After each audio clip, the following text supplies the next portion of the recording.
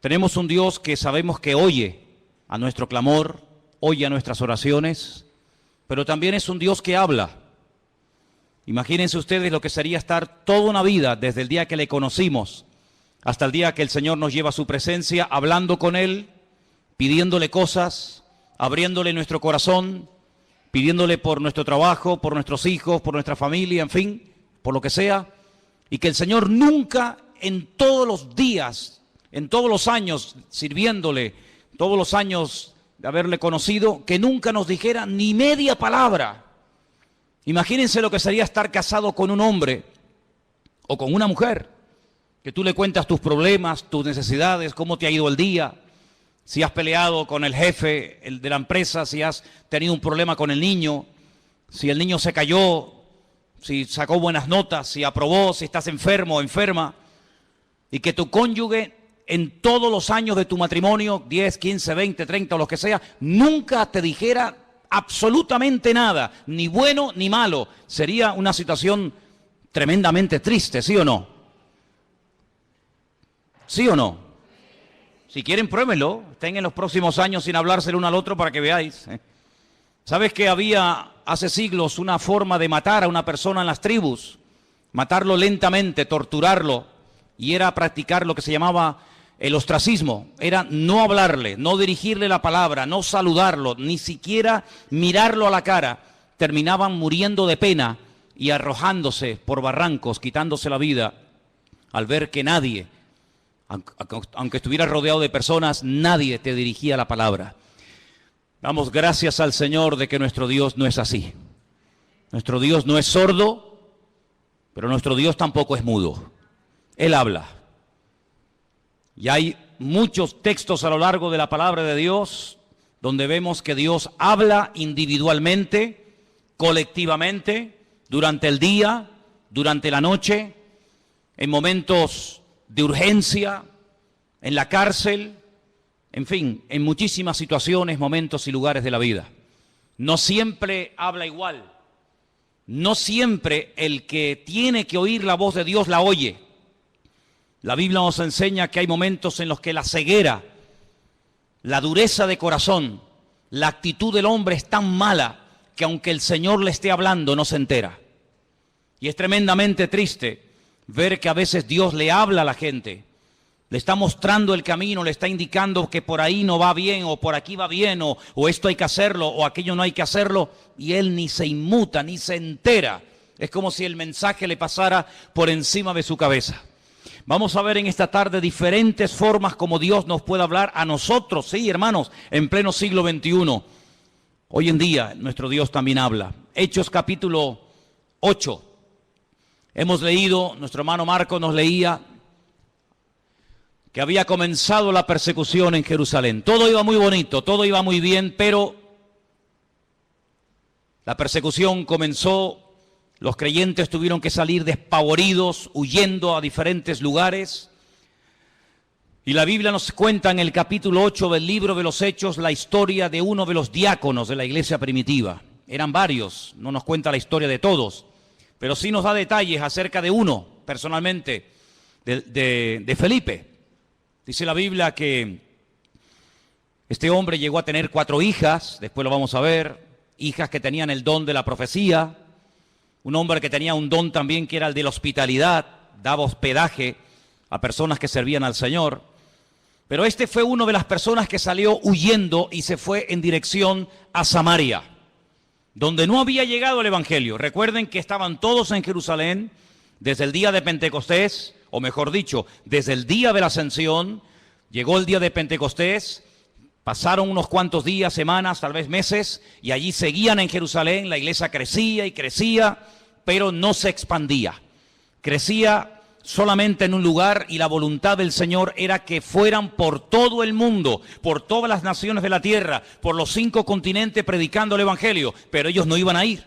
Estaban muy cómodos, muy bendecidos, estaban muy a gusto en Jerusalén, a pesar de que a veces había prohibiciones por parte de las autoridades religiosas, sobre todo, de que no predicaran el Evangelio, pero ellos allí estaban muy cómodos. Miles y miles de personas cada día venían a las reuniones, milagros, señales, prodigios, pero de ir a Samaria, olvídate. De salir de Israel, olvídate. El Señor tiene que permitir una persecución, y en esa persecución dice que Felipe se va a Samaria, allí predica, las multitudes reciben el evangelio. Recuerden que el Señor Jesucristo había estado en Samaria, allí le había hablado a la mujer samaritana, ¿os acordáis? Dice la Biblia que los samaritanos le pidieron que se quedara allí con ellos, es decir, que era gente muy receptiva. Pero los discípulos no tenían ninguna intención de llevar el evangelio a Samaria, por muchos motivos. Pero estando en Samaria, en el versículo 26, capítulo 8 de Hechos, dice que un ángel le habló a Felipe. Fijaros el sistema que el Señor utiliza para hablarle a Felipe estando en Samaria. Un ángel. El Nuevo Testamento está lleno de ángeles que van y vienen llevando mensajes a personas. Y dice que un ángel le habló a Felipe y le da una orden concreta, muy clara de entender, y es la siguiente: levántate, ve hacia el sur. Él estaba en el centro del país, Samaria está en el centro. Dice, no, tienes que ir hacia el sur, por el camino que desciende de Jerusalén a Gaza, la famosa franja de Gaza. Allí es un camino que todavía hasta el día de hoy es un camino desierto, imagínense ustedes hace 2000 años. Entonces él se levantó y fue. Esto es muy fácil leerlo, ¿no? El Señor le habla a través de un ángel, lo deja todo y se marcha. Ya. Parece muy fácil, pero yo veo gente que llevan aquí años oyendo la voz de Dios, de alguna manera, no digo a través de un ángel, pero a través de predicaciones, a través de consejos, o a través de un libro cristiano, como sea, y todavía no han hecho caso. Sin embargo, Felipe no cuestiona, dice, pero ¿cómo me voy a ir yo a Samaria? ¿Y quién se queda al cargo de la obra? Yo he abierto esta obra, yo la estoy pastoreando, yo la estoy atendiendo, la gente es recién convertida, la gente es nueva. Aquí hay un mover de Dios tremendo. ¿Cómo me voy a ir yo de aquí? Y además, ¿a dónde? Me tendré que ir a un sitio mejor, ¿no? No, al desierto. No cuestiona la orden, no pone excusas, no dice yo no puedo, yo estoy demasiado liado ahora mismo, búscate a otro. Sino que dice que se levantó y se fue al desierto, en obediencia. Yo llamo a este hombre Felipe el obediente. Amén, hermanos. Felipe el obediente. No cuestiona, no duda, no pospone la orden, sino que dice, se levantó y se fue. Y sucedió, ahora sigue el resto de la historia diciéndonos, que un etíope, eunuco, funcionario de Candace, la reina de los etíopes, el cual estaba sobre todos sus tesoros y había venido a Jerusalén para adorar, volvía sentado en su carro leyendo al profeta Isaías. Ya había ido a Jerusalén, menudo viaje en carro, desde África, desde Etiopía hasta Jerusalén. Un viaje enorme. No fue en avión, no fue en tren, no fue en coche, fue montado en un carro que por muy cómodo que fuera, pues imagínate. Y ahora volvía. El objetivo por el cual había ido de Etiopía a Jerusalén era para adorar a Dios. Primero, él no iba a poder entrar en cualquier parte del templo. Primero, porque no era judío. Segundo, porque era eunuco. Y por otras muchas cosas más. Sin embargo, el hombre no se desanima por sus limitaciones, sino que va a Jerusalén, y me llama la atención que dice que había llevado mucho dinero, todos sus tesoros. Claro, es que no le iba a resultar nada fácil que un rabino judío le vendiera nada más y nada menos que el rollo, el pergamino del profeta Isaías. Eso le habrá costado una auténtica fortuna. Venderle a un extranjero, a un no judío, el libro del profeta Isaías, eso costaba una fortuna. Pero él volvía y dice que venía leyendo. Luego tuvo que aprender a leer en hebreo, porque él como etíope no hablaba hebreo. Pero era tanto el interés, era tanto el anhelo que tenía este hombre de buscar a Dios, que tuvo que aprender, alguien le tuvo que enseñar a leer en hebreo y a entender lo que leía. Y no contento con haber ido a adorar al templo a Jerusalén, volvía aprovechando el tiempo, sentado en su carro leyendo al profeta Isaías. Y yo le doy de verdad infinitas gracias al Señor, porque el Señor le mostró, el Señor le inspiró a Lucas, que es el que escribe este relato, y nos cuenta qué trozo del libro de Isaías venía leyendo, nada más y nada menos que una parte del famoso capítulo 53 del libro de Isaías, que se titula Sufrimientos del siervo del Señor. Y el pasaje que leía era este, versículo 32. Como oveja a la muerte fue llevado, como cordero mudo delante del que lo trasquila, así no abrió su boca. En su humillación no se le hizo justicia. Mas su generación, ¿quién la contará? Porque fue quitada de la tierra su vida. Si yo pregunto en esta tarde, y por favor respondan, ¿de quién está hablando aquí el profeta Isaías? Del Señor Jesucristo. Todos los creyentes, por poco tiempo que lleven, al leer este texto, como cordero mudo fue llevado al matadero. En su humillación no se le hizo justicia. Su generación, ¿quién la contará? Automáticamente tú dices, está hablando de Cristo. Sin embargo, él no lo sabía. ¿Te das cuenta? ¿Te das cuenta cómo a veces tu conocimiento, por poco que sea, puede ser muchísimo en comparación con mucha gente que no sabe absolutamente nada de nada? Un pasaje tan claro, tan fácil, tan sencillo de entender. Este pobre hombre no sabía de quién estaba hablando. Y entonces fijaros en el verso 29, ahora no es otro ángel el que tiene que acercarse a Felipe, sino que ahora dice, el Espíritu le dice a Felipe, acércate y júntate a ese carro.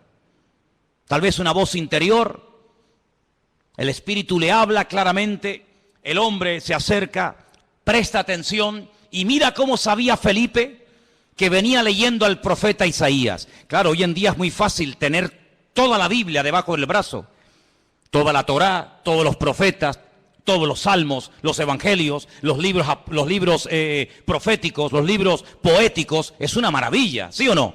Es una maravilla poder llevar la Biblia, hermanos, y saber toda la historia, lo que Dios hizo en el Antiguo Testamento, lo que hizo en el Nuevo, lo que hará en el futuro, etcétera, etcétera. Conocer todos los detalles de la primera, de la segunda venida de Cristo, el descenso del Espíritu Santo, el arrebatamiento de la iglesia, la manifestación del anticristo. Es una maravilla tener todo en nuestras manos, pero ellos no tenían acceso a las Escrituras en aquellos tiempos. Tenían que aprendérselas de memoria. Y mira cómo Felipe nos dice, ¿de quién estará leyendo? ¿Qué? Entendió perfectamente el pasaje, sabía que era un capítulo profético, un capítulo que hablaba de los sufrimientos del Mesías, y sabía que ese hombre, ese pasaje, era del profeta Isaías. Y entonces le hace una pregunta muy interesante. Versículo 30. ¿Entiendes lo que lees?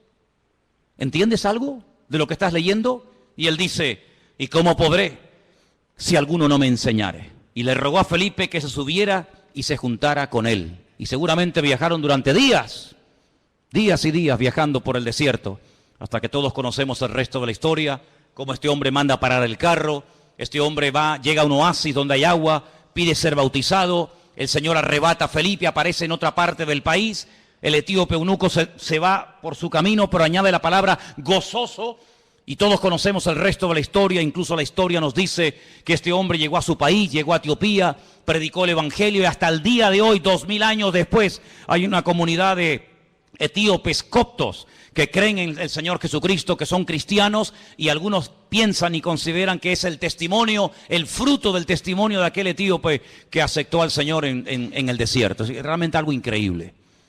Ahora, yo lo que quiero destacar sobre todo en este pasaje son las dos formas como el Señor le habla a Felipe. Primero, versículo 26, a través de un ángel. Y la segunda forma en el versículo 29, a través del Espíritu, evidentemente a través del Espíritu Santo. Los ángeles aparecen tanto en el Antiguo como en el Nuevo Testamento. Y dicho sea de paso, por si no lo sabías, la primera persona en la Biblia que tiene un encuentro con un ángel es una mujer. Nada más y nada menos que Agar, una egipcia, la madre de Ismael, la madre de las naciones árabes. ¿Qué te parece? O el padre de las naciones árabes. Y así a lo largo de toda la Biblia encontramos ángeles que hablan a personas en momentos puntuales. Dice la Biblia que algunos a lo largo de la historia dieron hospedaje a ángeles pensando que eran personas.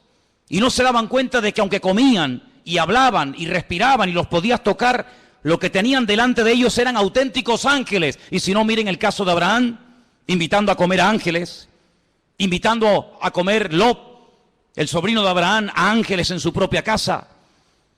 Cómo los ángeles guiaban a los profetas en el Antiguo Testamento, cómo le indicaban por aquí sí, por aquí no. Cómo un ángel le habló a María, cómo un ángel le habló a Daniel, cómo un ángel llegó a una cárcel y abrió la celda y sacó a Pedro de la cárcel. Y toda la Biblia está llena de manifestaciones de ángeles. Y dice la Biblia que son espíritus ministradores que están al servicio de los que han heredado la salvación, es decir, a nosotros. ¿Cuántos dicen amén? Y lo más grandioso de todo esto que dice que el ángel del Señor, el mensajero del Señor, acampa alrededor de los que le temen y los defiende. Bendito sea Dios. Pero también habla el Espíritu. Y hay 7 versículos en el Nuevo Testamento que son iguales, 7 versículos idénticos. El que tiene oídos para oír, oiga lo que el Espíritu dice a la iglesia. Están en las famosas cartas de Juan a las iglesias del Apocalipsis, ¿verdad? Allí al final de la Biblia. Si vamos a otro pasaje del Nuevo Testamento, en el capítulo 13, versículo 2, vemos que el Espíritu Santo no solamente habla a nivel personal a una persona, como el caso de Felipe, sino que también en un momento determinado, en un culto donde hay mucha gente, el Espíritu Santo puede hablar e incluso dar nombres propios, nombres de personas. Sí, ya sé que esto es muy delicado, no se puede así por la vida, ¿verdad? Inventando cosas, pero el Espíritu, fíjense cómo se mueve aquí en el libro de los Hechos de una forma tremenda. Hechos capítulo 13, verso 1. Dice que había en la iglesia de Antioquía, en esa iglesia había profetas y maestros. Qué bonito, ¿no? Profetas y maestros. Y el nombre de estos profetas o maestros eran, pues uno era Bernabé, otro se llamaba Simón, otro era Lucio, otro era Manaén y otro era Saulo. Dice, ministrando estos al Señor y ayunando, dijo el Espíritu Santo, así claro, directo, contundente, apartadme a Bernabé y a Saulo para la obra a que los he llamado.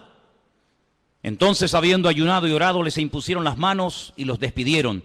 Y ellos entonces, enviados por el Espíritu Santo, descendieron a Seleucía y de allí navegaron a Chipre. Sí, el primer viaje misionero de la historia. Primera pareja, primer grupo de personas, en este caso 2, Bernabé y Pablo, llamados específicamente en un culto público para la obra misionera, fue porque el Espíritu Santo habló a la iglesia. Y necesitamos como nunca antes que el Espíritu Santo hable a nuestras vidas y hable en nuestras congregaciones. ¿Cuántos dicen amén? 2 formas como Dios puede hablarnos y revelarnos su palabra a través de un ángel, pero cuidado. Porque el apóstol Pablo, profundizando más en el tema, dice, si un ángel del cielo se os presenta y os predica otro evangelio, diferente al que habéis recibido, al que habéis oído, tenerlo por anatema, tenerlo por maldito. Porque no hay otro evangelio más que el que yo os he predicado. ¿Cuántos dicen amén? La Biblia nos enseña que en el mundo angelical se produjo una vez una auténtica rebelión. Porque Dios no creó a los ángeles como robots, incapaces de rebelarse, sino que vemos que antes de la rebelión, antes de la caída y desobediencia del hombre, ya previamente algunos, no todos, algunos de los ángeles ya se habían rebelado en contra del Señor.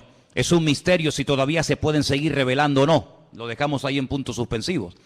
Pero Dios los creó con la capacidad de rebelarse en contra del mismísimo Creador y en algunos casos lo hicieron.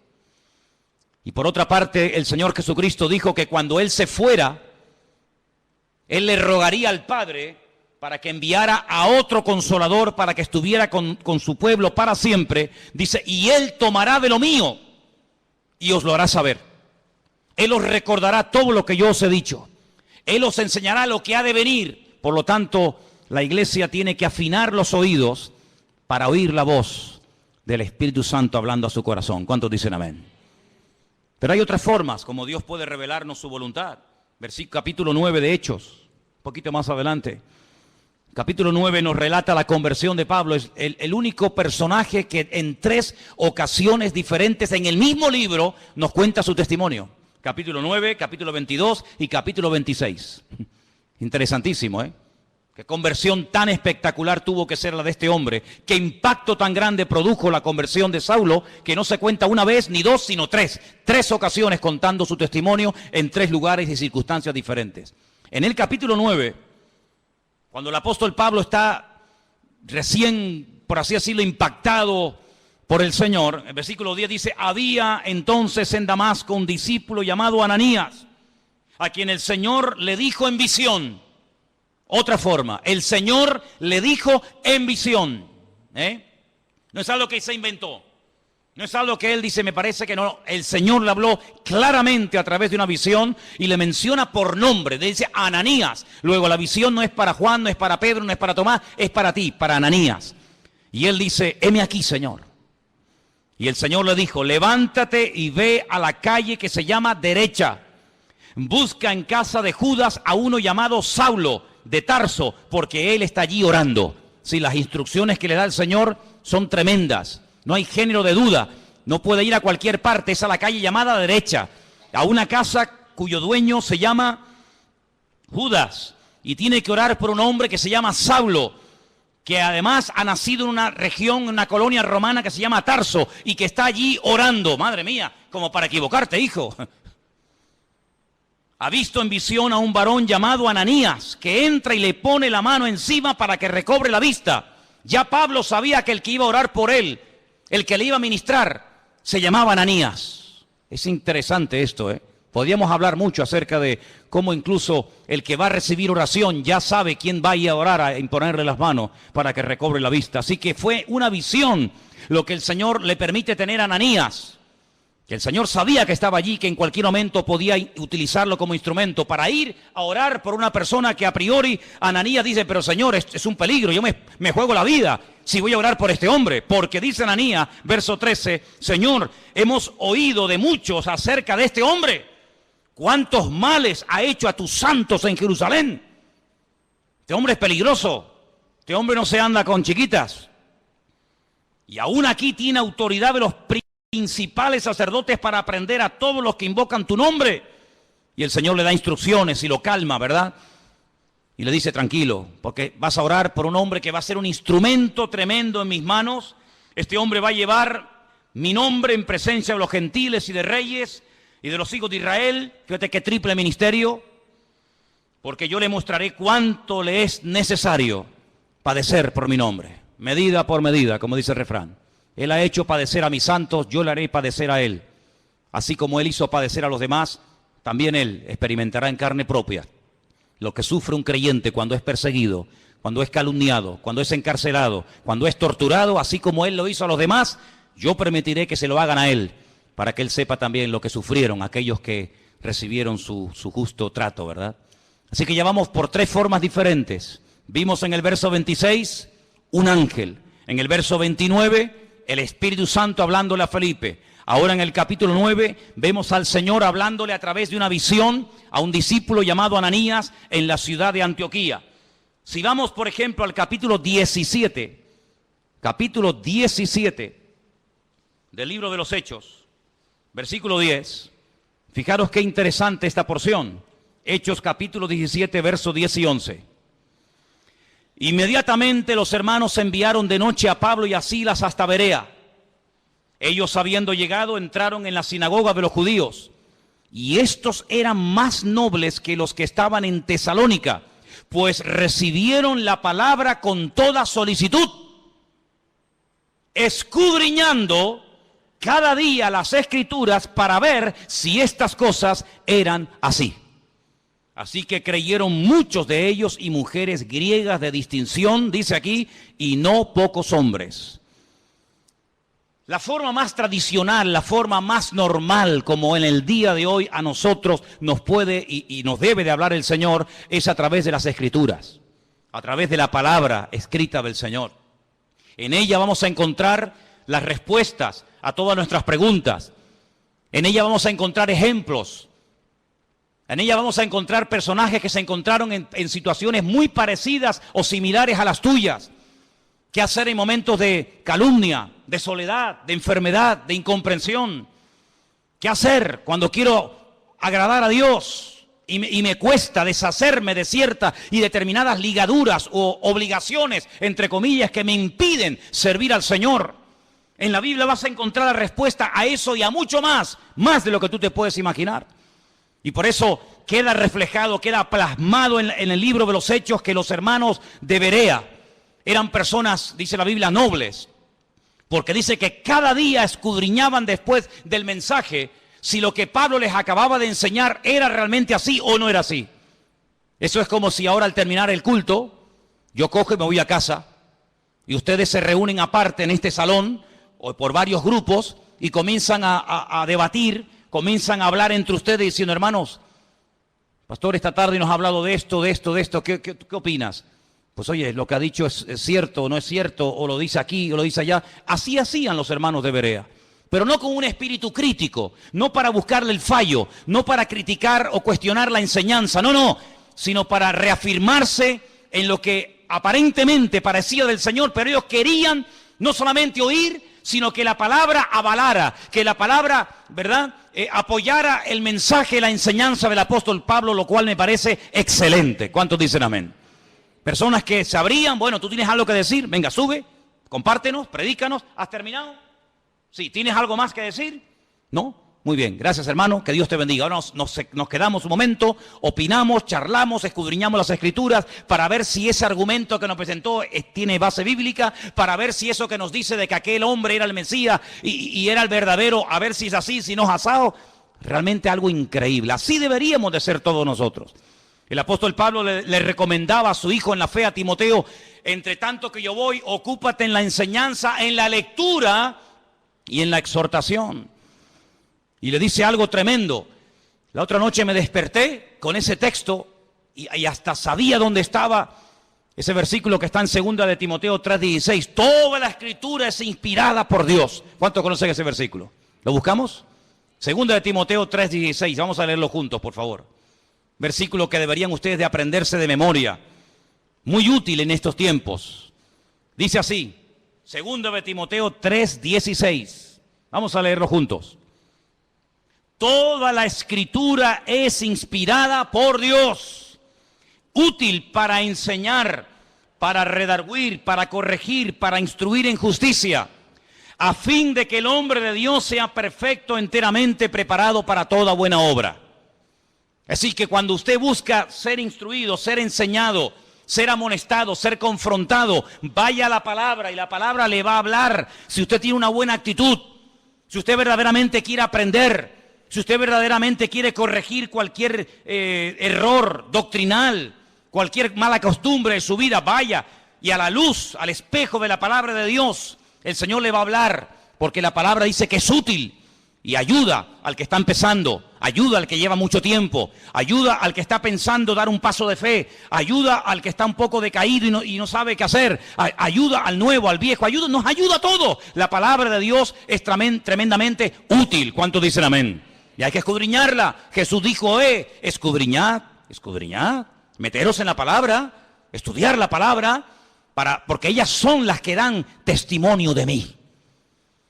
Me llama mucho la atención que cuando el Señor Jesucristo resucitó, en una de las apariciones, va caminando por un camino llamado el famoso camino de Emaús, y se acerca a dos personas que van desanimadas, van desilusionadas, porque ellos tenían una expectativa, ellos tenían la confianza de que el Señor Jesucristo era el verdadero Mesías, y como no se han cumplido aparentemente sus expectativas, van tristes, cabizbajos, van caminando, debatiendo entre ellos, y de repente se aparece el Señor y se une a la conversación. Permítame leerles en Lucas 24, a partir del versículo 21. Presten atención porque de verdad que es una porción tan interesante, tan edificante. ¿Qué hizo el Señor para levantar el ánimo? ¿Qué hizo el Señor para quitar la tristeza, la desilusión de los corazones de estos dos hombres sinceros que esperaban algo que aparentemente no se cumplió? Veamos. Lucas 24, versículo 21. Nosotros esperábamos que Él era el que había de redimir a Israel. Fíjate qué ilusionados estaban. Por fin ha llegado el Redentor, el Mesías. Esperábamos la redención de Israel. Y ahora, además de todo esto, hoy es ya el tercer día que esto ha acontecido. Parece como que por un momento les pasa por la mente el hecho de que él había dicho que al tercer día resucitaría. Así que ya van 3 días, no lo hemos visto resucitado. No se cumplió la expectativa que teníamos en él de que redimiría a Israel de la opresión del yugo romano. Volvería a ser instaurada la monarquía. Un descendiente de la casa del rey David nos traería la libertad. Por lo tanto, todas nuestras ilusiones y nuestros sueños se han venido abajo, se han roto.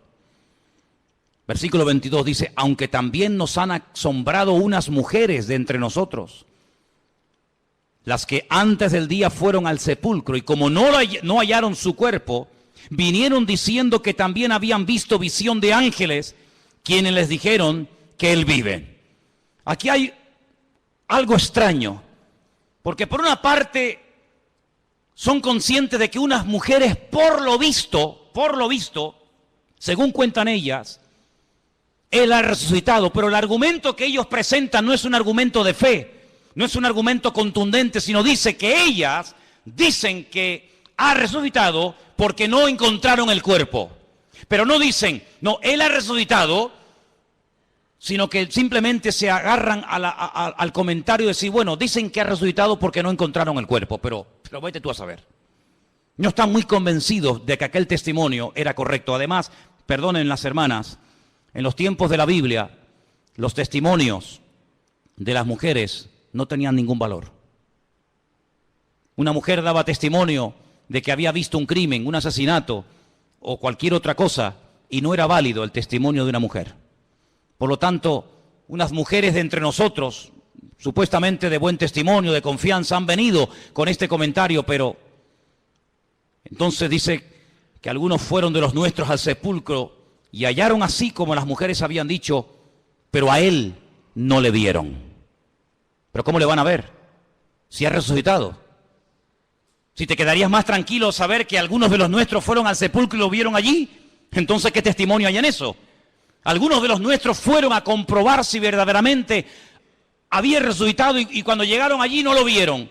Pues ¿te parece poco testimonio? Es que ese es el gran testimonio. Es cuando hemos ido a Jerusalén y nos metemos dentro del sepulcro y algunos hermanos, no siempre, pero algunos me preguntan, dicen, hoy una pregunta ahí, ¿y qué hemos venido a ver aquí? Digo, aquí, nada. Aquí hemos venido a ver una cueva vacía, una tumba vacía. Este es el gran testimonio. Si viniéramos aquí y viéramos que está ocupada, te aseguro que yo no hubiera venido aquí tantas veces. Pero lo grandioso de nosotros es que vamos a Jerusalén y vemos una tumba que está totalmente vacía y se puede visitar. ¿Cuántos dicen amén? Si estuviera ocupada, pues menuda ruina. Vana sería nuestra fe, dice la Biblia. Ahora escucha bien esto. Esto es tremendo.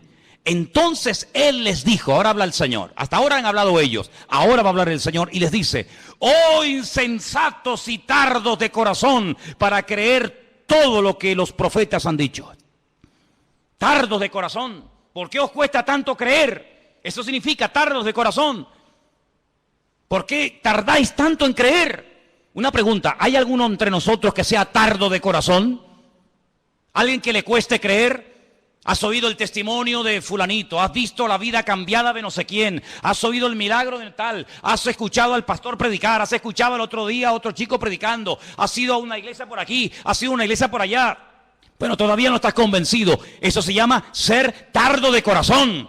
No tenemos que ser tardos de corazón, tenemos que estar abiertos a creer lo que hay que creer y a rechazar lo que no hay que creer, hermano. ¿Cuántos dicen amén? Hay gente que lee el periódico y todo lo que leen se lo creen. Tienen una fe impresionante en el periódico. O ven un programa de televisión y se creen todo lo que los que han estado en esa tertulia acaban de decir.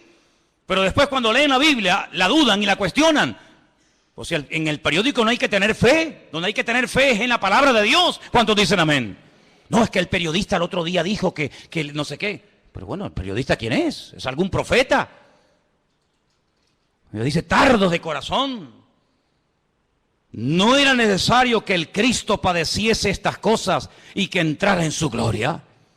¿Es que acaso ha ocurrido algo por casualidad? ¿Es que se le ha ido de las manos el control al Eterno? ¿No era necesario que ocurriera todo esto? Su muerte, su crucifixión, su rechazo, su resurrección. ¿Era necesario todo esto? Todo ha salido perfecto. Todo ha salido perfecto. Es que Pilato podía haberle librado de la muerte, pero gloria a Dios que no lo libró, aunque suene fuerte, ¿sí o no? Gloria a Dios que no dijo, pues no, yo aquí mando, yo soy el gobernador, y os vais todos para casa. Yo a este hombre lo encuentro inocente y lo perdono. Venga, Jesús, vete para casa. Menuda ruina. Yo doy gloria a Dios que Pilato, a pesar de que sabía que era un hombre justo e inocente, lo mandó a crucificar. ¿Tú no? Yo me alegro muchísimo de que nada ni nadie pudo librar de la muerte al Señor. Nada ni nadie. Yo lo doy gracias al Señor de que aguantó la tentación de no bajarse de la cruz cuando le decían, si eres el Hijo de Dios, bájate y demuéstralo. Él podía haber dicho, pues mira, te lo voy a demostrar, hombre. Ya me tenéis hasta las narices. Pero yo doy gracias al Señor de que no se bajó.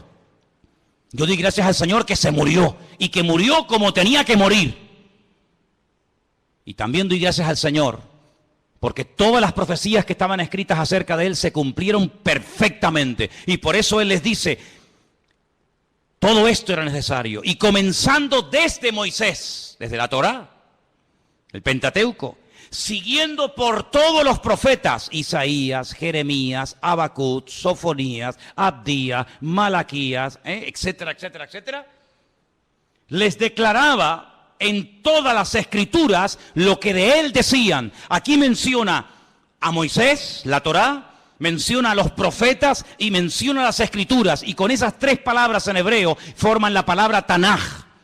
Así se llama el Antiguo Testamento en hebreo, Tanaj, que es la unión de la Torá, de los Neviín y de los Ketubín, de los profetas, de los escritos y de la ley de Moisés, la Torá. Y les abrió los ojos y les mostró cómo a través de las escrituras tenían que creer que lo que había ocurrido no era producto de la casualidad. Y por eso, amados, nosotros tenemos hoy en día una herramienta tremenda. Podemos estar seguros de que Jesús no fue un impostor. Podemos estar plenamente convencidos de que el Nuevo Testamento no es una historia inventada, de que Jesús no es un mito, un personaje histórico, pero que a la hora de la verdad no existió. Nosotros podemos tener la completa seguridad de que la palabra que tenemos en nuestra mano no ha sido ni tergiversada, no se la ha quitado, no se la ha añadido, es una palabra perfecta. Y el cielo y la tierra podrán pasar, pero su palabra permanecerá por toda la eternidad. La palabra de Dios es la fuente de nuestra fe, es la base, el fundamento de nuestra creencia. Las profecías se cumplieron todas, no faltó ni una por cumplirse. Y no eran producto de la casualidad, sino que todo estaba bajo el control del Señor. Y hoy en día les digo, hermano, que ese Dios que controló la primera venida de Cristo, tiene todo bajo su control y todo lo que está ocurriendo porque Dios así lo está permitiendo. ¿Cuántos dicen amén? Porque ni una hoja de un árbol se cae sin permiso del Señor. Y cuando el Señor esté a punto de venir, y cuando tenga que manifestarse el anticristo, y cuando vengan los dos testigos, y cuando venga la señal de la bestia, y todo eso que hemos estudiado durante años, todo ocurrirá como tiene que ocurrir, porque la palabra de Dios es viva, es eficaz, y es verdadera, y es perfecta, y no se equivoca, y tenemos en nuestra mano el mejor regalo del mundo, la salvación y la palabra del Señor. ¿Cuántos dicen amén? Gloria a Dios por la palabra de Dios. Gloria a Dios, hermanos. Pues léanla, estúdienla, escudriñenla. Si alguien busca voluntad de Dios, métete en la Biblia, métete en la palabra, levántate temprano, acuéstate más tarde si quieres. Y comienza a leer y a buscar por aquí y a buscar por allá, y seguro que el Señor te hablará tu vida. Porque el Señor siempre habla a través de su palabra. Fíjate qué poder tan grande tiene la palabra de Dios, que hasta Cristo la usó para atacar al diablo cuando era tentado en el desierto de Judea. Podía haber usado cualquier otro argumento, ¿sí o no? Pero sin embargo, ¿qué hizo? Usar la palabra. Escrito está. Escrito está. Escrito está. Y con esas palabras desmanteló las tentaciones del diablo y pudo tener un ministerio eficaz, un ministerio victorioso, porque la palabra de Dios le da efectividad a nuestra vida. Bendito sea Dios. Así que hemos visto cómo los ángeles pueden ser en un momento determinado usados por el Señor para hablarnos. Vemos cómo también el Espíritu Santo puede hablar claramente en la iglesia o a nivel personal. Vemos cómo a través de una visión, a través de la palabra. Capítulo 21 del libro de los Hechos, hay algo muy interesante que aquí se menciona y aparece un personaje poco conocido,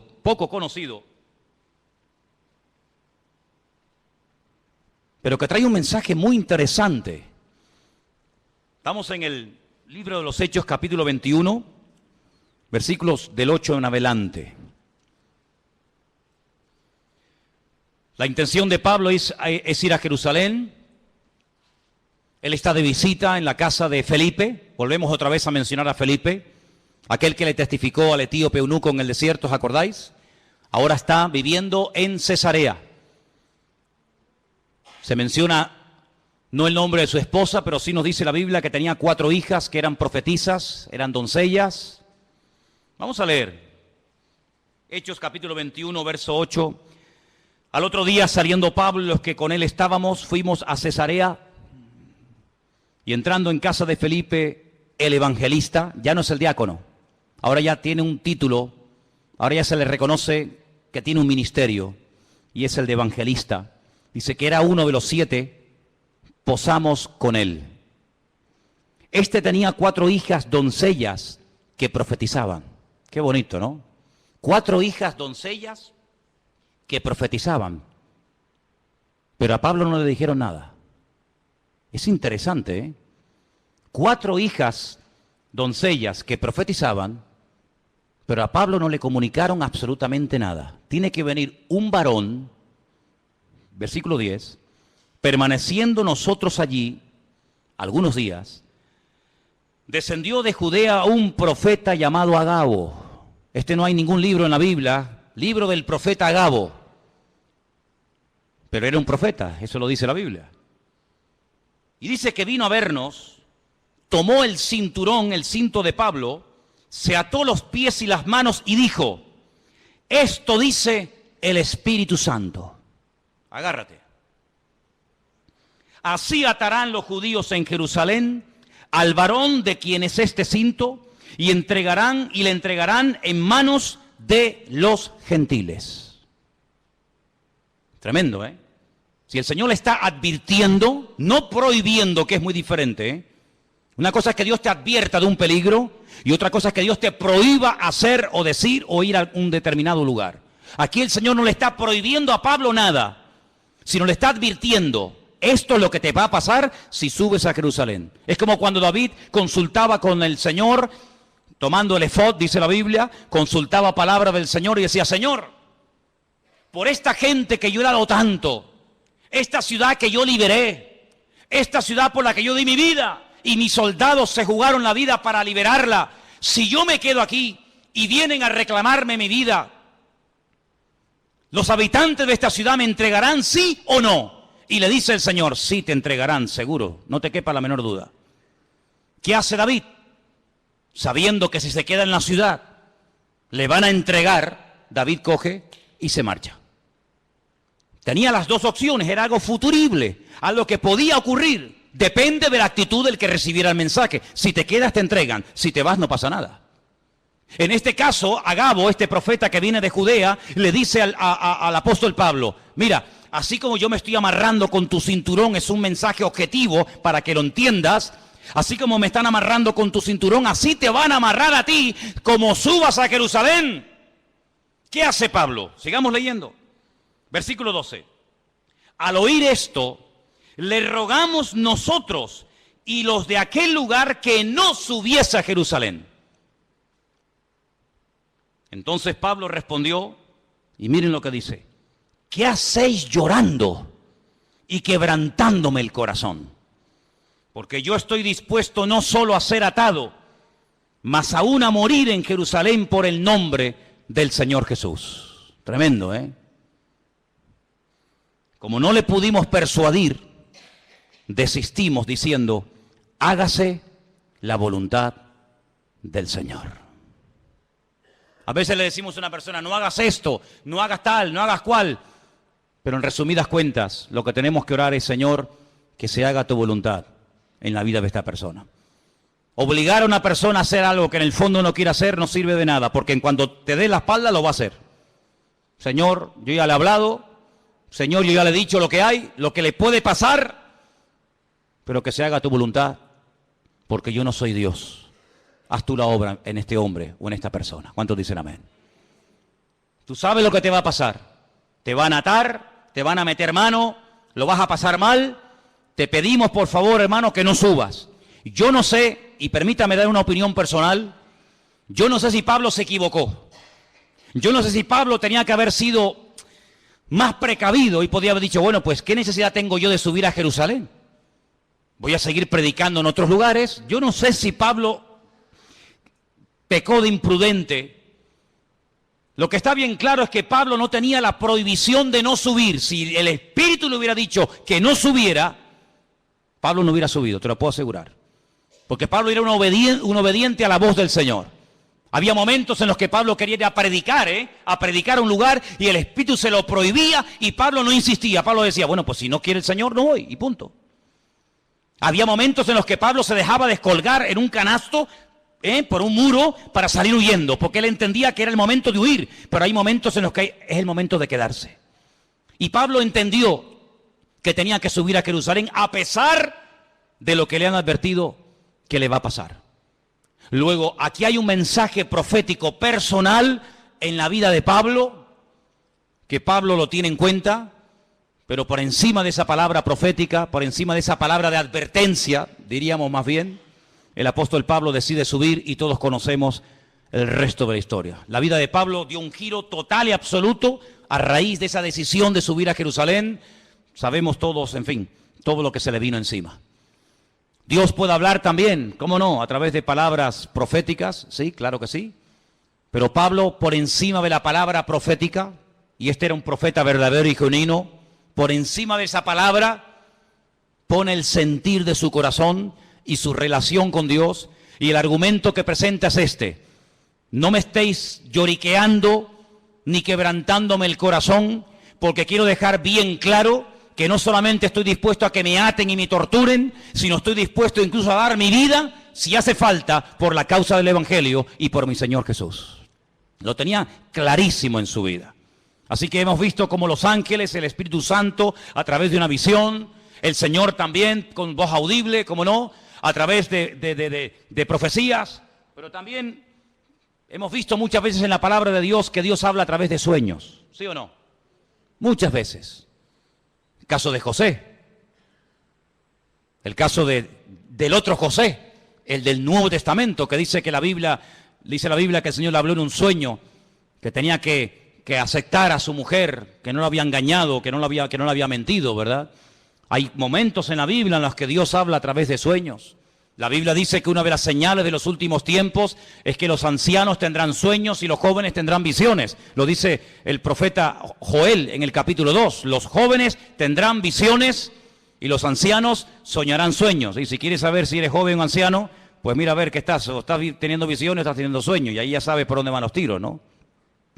Pero dicho sea de paso, lo más importante de todo esto es siempre lo que la palabra de Dios termina como conclusión diciéndonos.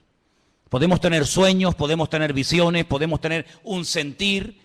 Alguien nos pudo decir por ahí no sé qué cosa, pero no te olvides que el Señor hoy en día, como habla a su pueblo y a su iglesia, es a través de su santa y bendita palabra. ¿Cuántos dicen amén? Es a través de la palabra de Dios que sabemos lo que tenemos que hacer. Y quiero terminar leyendo en Hechos capítulo 1. Hechos capítulo 1. Para que veáis cómo hay un texto que en aquellos días de espera, desde la ascensión de Cristo hasta que llega el día de Pentecostés, ellos están estudiando la palabra, ellos están analizando las Escrituras y llegan a un texto que dice lo siguiente, Hechos capítulo 1, versículo 20. Hechos 1, versículo 20. Esta palabra que vamos a leer, ellos la leyeron del Salmo 69. Salmo 69 dice así: está escrito en el libro de los Salmos, sea hecha desierta su habitación y no haya quien more en ella. Tome otro su oficio y tome otro su oficio. Ellos interpretaron por este versículo del Salmo 69, repito, ellos interpretaron que había quedado un vacío cuando Judas, uno de los discípulos, se ahorcó y se quitó la vida. Ellos entendieron que según este salmo había que nombrar a otros. Ahora, cuidado, ellos recurren a la palabra, ellos saben que el Salmo 69 dice que, da a entender indirectamente que Judas se suicidaría, que Judas se quitaría de en medio, que otro tendría que ocupar su lugar, pero interpretan mal la palabra. Ellos hacen una votación, ellos dicen, bueno, fulanito o menganito. Dice que echaron suertes, la suerte cayó sobre un discípulo fiel que había estado con ellos desde el principio, llamado Matías. Ellos deciden que Matías sea el que ocupe el lugar de Judas, el que se ha ahorcado, pero nosotros sabemos por la historia bíblica que así no se mueve el Señor. Hemos visto cómo Dios habla por sueños, por visiones, por profecías, por la palabra, el Espíritu Santo, pero nunca a través de la suerte. Nunca a través de echar suertes. ¿Será fulano? ¿Será mengano? No. Ese sistema es un sistema humano, no es un sistema divino. Y aquí de lo que se trata no es de adaptar, no es de utilizar los sistemas humanos para saber la voluntad de Dios, sino de descubrir los sistemas de Dios para hablarle a los seres humanos. ¿Cuántos dicen amén? Sí, Dios suplirá todas vuestras necesidades. ¿Quién suplirá nuestras necesidades? Dios. ¿Qué dice Filipenses 4:19? ¿Alguien lo sabe de memoria? ¿Alguien sabe Filipenses 4:19 de memoria? Mi Dios, pues, suplirá todas vuestras necesidades conforme a su riqueza en gloria en Cristo Jesús. Mi Dios suplirá. ¿Quién suplirá las necesidades de un pastor? ¿Quién? ¿Quién suplirá las necesidades tuyas como oveja? ¿Quién suple las necesidades de la iglesia? Mi Dios. ¿Sí o no? Dígalo fuerte. Mi Dios suplirá mis necesidades. Pero vamos a comprar la lotería por si acaso. Vamos a ver. Usted ha dicho ahora mismo, literalmente, la promesa del Señor en Filipenses 4:19. ¿Para qué compra entonces la 11? ¿Para qué hace la quiniela? ¿Para qué juega los juegos de azar? Bueno, mi Dios, usted ha dicho que mi Dios suplirá mis necesidades, ¿sí o no? Pues si es mi Dios, que lo haga Dios. No le eche una mano a Dios. No dice la palabra que otro tomará su oficio, ¿sí? No dice la palabra que la casa de Judas quedaría desierta, que el hueco quedaría porque él mismo se quitó de en medio, ¿sí? Pues que Dios lo llene. Si Dios nos nombró a nosotros, ¿a ti quién te nombró, Juan? ¿A ti quién te llamó, Pedro? ¿A ti quién te llamó, Tomás? Y a ti, Juan, y a ti, Bartolomé, y a ti, Mateo. ¿Quién te llamó a ti? A mí me llamó el Señor. Dice que estuvo toda la noche orando, ¿sí o no? ¿Os acordáis? Toda la noche estuvo orando. Y al día siguiente dice, Juan, Andrés, Santiago, y Él los llama. Bueno, pues si nos llamó a nosotros así, ¿por qué ahora nosotros queremos echarle una mano a Dios de llenar un vacío que Él permitió que se vaciara? Que lo llene el Señor, porque su palabra, para que se cumpla, el que tiene que actuar es Él y no yo. Entonces ustedes tienen que madurar y tienen que crecer para daros cuenta de que no puede haber incongruencias con la fe. No se pueden mezclar sistemas divinos con sistemas humanos. Dios habla por sueños. Amén. Gloria a Dios. Nadie cuestiona eso, hermano. Dios habla por ángeles. Amén. Dios habla por profecías. Dios habla por su palabra. El Espíritu Santo habla. Amén. ¿Te parecen pocas formas? ¿Te parecen pocos sistemas? Que falta alguno más, que te tienes que inventar un nuevo sistema para que Dios te hable. No te tienes que inventar nada, tienes que amoldarte a los sistemas bíblicos. ¿Estás buscando la voluntad de Dios? Gloria a Dios, me parece estupendo. Pero no es Tim Marín de Dos Pingües, Cucaramaca, Titirifue. No, no es eso. Señor, háblame. Y el Señor te puede hablar esta noche. El Señor te puede hablar en una profecía, a través de un mensaje, a través de un ángel. Claro, ¿cómo no te va a poder hablar el Señor si el Señor no ha cambiado? Pues si el Señor no ha cambiado y tú tienes la fe y la creencia de que Él no ha cambiado, que Él ni es sordo ni es mudo, amén, ni es sordo ni es mudo, Pues abre tu corazón a las formas que Dios ha escogido para revelarte su voluntad y no pongas tu sistema nuevo que no tiene nada que ver con el sistema de Dios. Cuando Dios quiso llamar a Abraham, ¿a quién llamó? ¿A quién llamó? A Abraham. Cuando el Señor quiso utilizar a David para que fuera el segundo rey de Israel, le dijo a Samuel, vete a la casa de Isaí, son 8 hermanos, ponga en una bolsa los 8 nombres y venga, vete sacando. No, este no es, este sí es. No, porque para ti es difícil saber entre 8 cuál es el verdadero, pero para mí no. Amén. ¿Cuál será? ¿Será este? ¿Será el otro? El Señor sabía cómo se iba a llamar el segundo rey de Israel, ¿sí o no? Pues vete y unge a David. Y a ese fue el que ungió el Señor. El Señor sabe dónde vives. El Señor sabe cómo te llamas. El Señor sabe qué número de zapato tienes.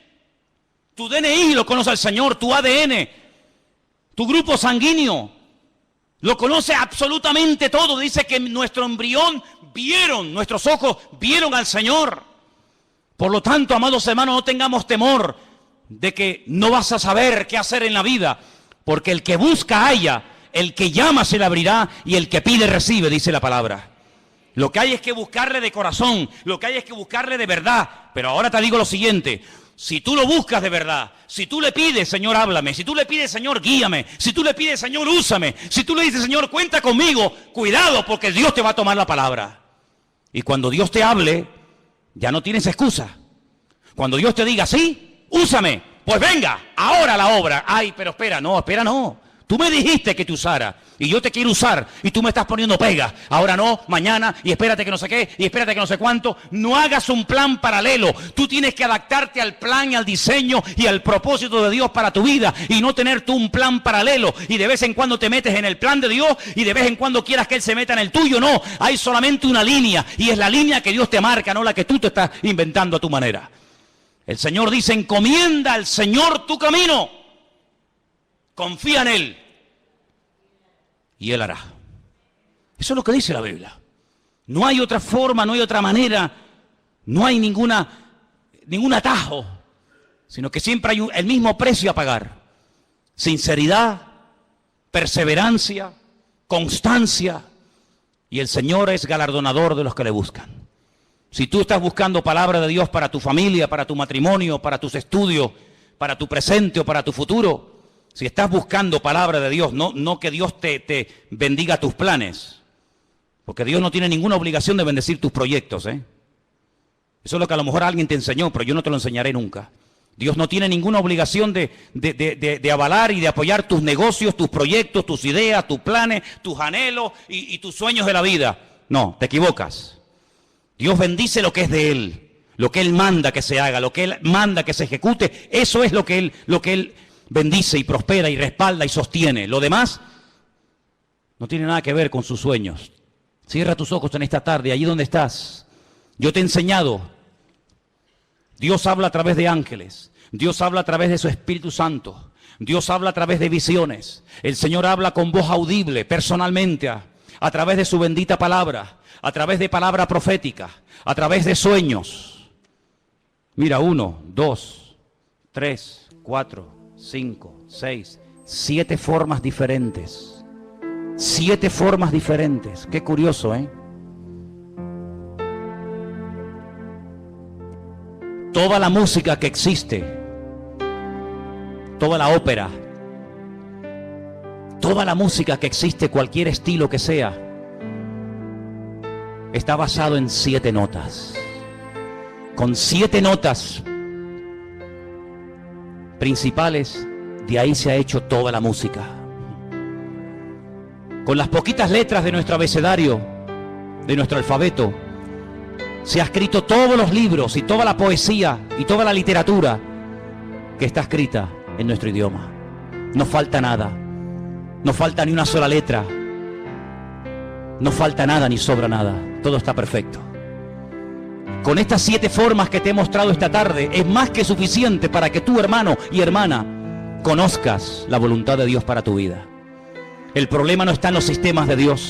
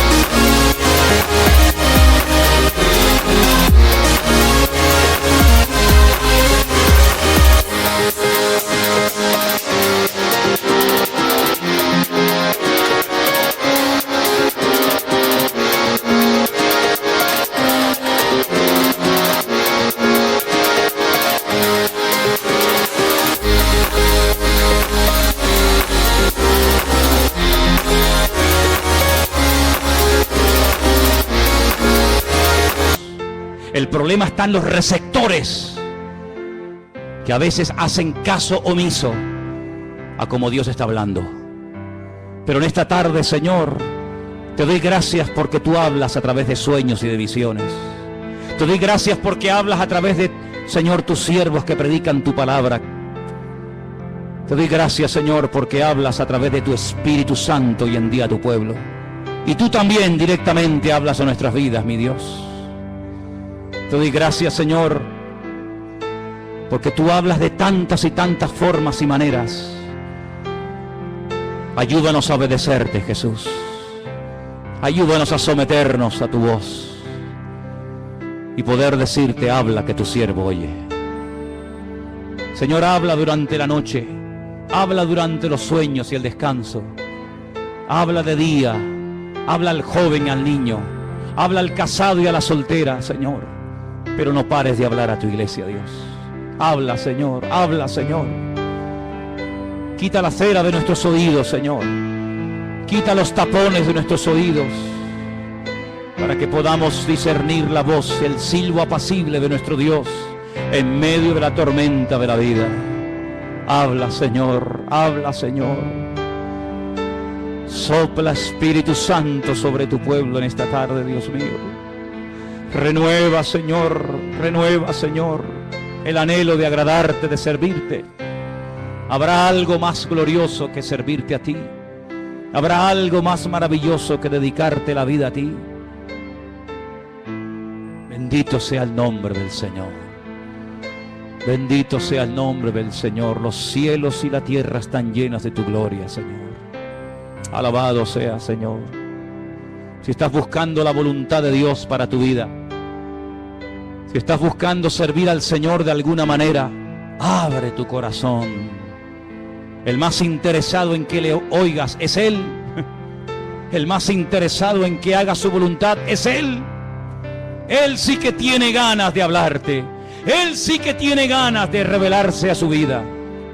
Él sí que tiene ganas de guiarte y de pastorearte. Él sí que tiene ganas. Él no está sordo ni mudo. Él habla al corazón dispuesto a la vida diligente, al hombre y a la mujer humilde que quieren hacer la voluntad de Dios. Aleluya. Bendito sea tu nombre, Padre. Gracias porque tu palabra es viva, es eficaz. Siempre toca, siempre habla, siempre dirige. Lámpara es a mis pies tu palabra y lumbrera mi camino. Aleluya.